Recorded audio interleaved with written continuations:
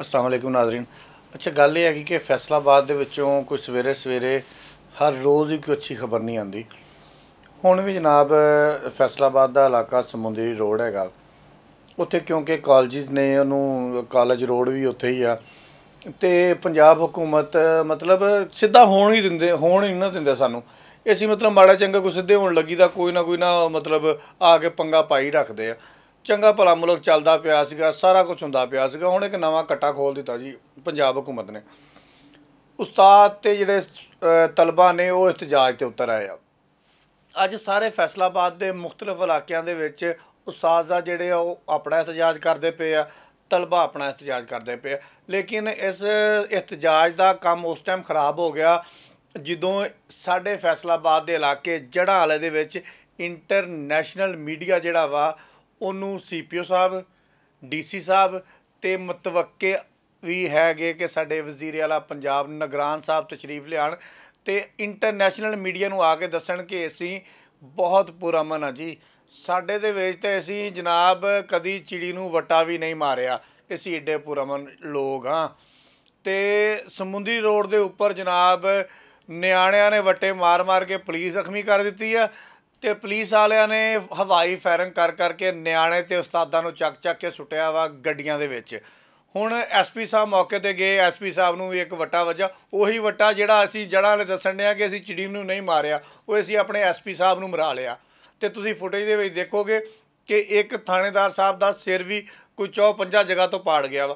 असीं कर की रहे हैं एक पासे असीं इंटरनैशनल मीडिया नूं दस रहे हैं कि साडे वर्गा चंगा बंदा ही कोई नहीं ये असीं जनाब हालात खराब होए अग्गां लगियां उन्होंने कंट्रोल कर रहा तो मैं कहांगा कि असीं उन्होंने तो कंट्रोल कर रहे हैं ਜਿਹੜੇ मगर कोई चार रह गए आ इन्हों तो सकून ना जी लैन दिओ। एहतजाज करना हर बंदे का हक आ।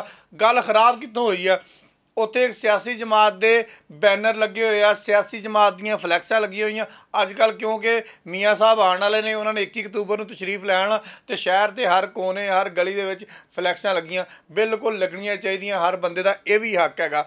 वो बच्चे ने जज्बाती ने बच्चों वाले एहतजाज नूं टैकल करने वास्ते दिमाग चाहिए दिमाग तो इलावा ये बच्चे टैकल नहीं होंगे बच्चे ने सारे दे बच्चे सांझे ने उन्होंने बच्चों ने जनाब फ्लैक्सां नूं पाड़ना शुरू किया तो पुलिस वालियां नूं ये गल बहुत दुखी किते जाके ना कि जनाब तुसी बच्चों ने फ्लैक्सां क्यों पाड़ियां।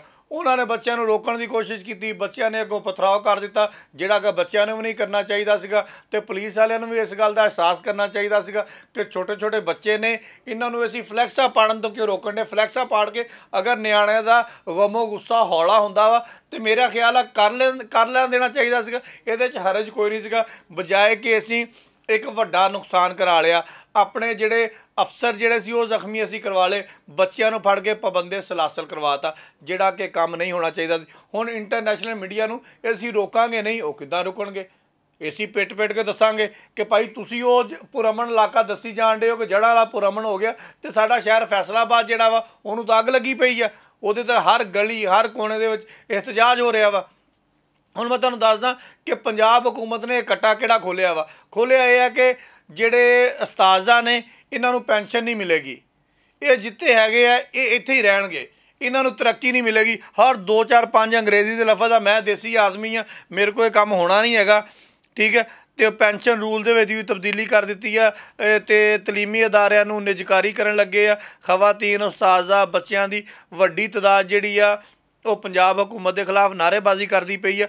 ये वो इदां दे बड़े मामलात ने जिहड़े सानूं फैसलाबाद की हर गली हर कोने ते नज़र आउणगे लेकिन ये कीता क्यों गया सानू हले तक यदी डेफिनेशन ही समझ नहीं आई। सारी उम्र के 80 साल होने लगे जनाब पाकिस्तान बने नूं उदों दी चलते आ रहे आ उस्ताद जिहड़े उन्होंने तनख्वाहां भी मिलदियां पईयां सारा कुछ मिलता पिया वा तुहानूं तकलीफ की सी ये सारा पंगा पाण दी कि साडा मुल्क बहुत खुशहाल हो गया सीगा जिथे दो ते शहर दीयां नहरां बहण लग गईयां सीगियां कि तुसीं नवां कट्टा खोलता साडे वास्ते एक होर निज़ाम मुसलत करता।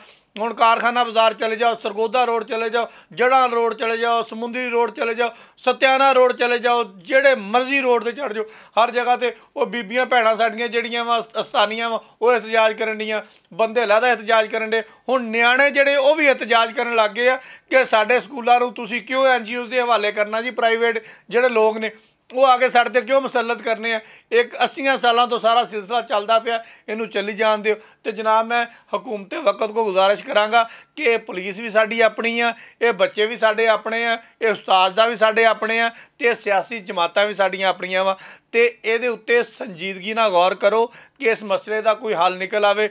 ਅੱਛਾ, ਗੱਲ ਇਹ ਹੈਗੀ ਹੈ ਕਿ ਐਂਡ ਤੇ ਮੈਂ ਇਹ ਵੀ ਕਹਾਂਗਾ ਕਿ ਛੋਟੇ ਛੋਟੇ ਬੱਚੇ ਜਿਹੜੇ ਪੁਲਿਸ ਨੇ ਗ੍ਰਿਫਤਾਰ ਕੀਤੇ ਆ ਉਹਨਾਂ ਨੂੰ ਰਿਹਾ ਕਰ ਦੇਣਾ ਚਾਹੀਦਾ। ਉਸਤਾਜ਼ਾ ਜਿਹੜੇ ਕਾਬਿਲ ਇਹਤਰਾਮ ਨੇ ਉਹਨਾਂ ਨੂੰ ਵੀ ਰਿਹਾ ਕਰ ਦੇਣਾ ਚਾਹੀਦਾ, ਕਿਉਂਕਿ ਇਹੀ ਪੁਲਿਸ, ਇਹੀ ਮੀਡੀਆ ਵਾਲੇ, ਇਹੀ ਜੱਜਿਸ, ਇਹੀ ਬਾਕੀ ਅਫਸਰਾਨ ਜਿਹੜੇ ਨੇ ਇਹਨਾਂ ਉਸਤਾਜ਼ਾਂ ਕੋਲੋਂ ਹੀ ਪੜ੍ਹ ਕੇ ਇੱਥੋਂ ਤੱਕ ਪਹੁੰਚੇ ਨੇ।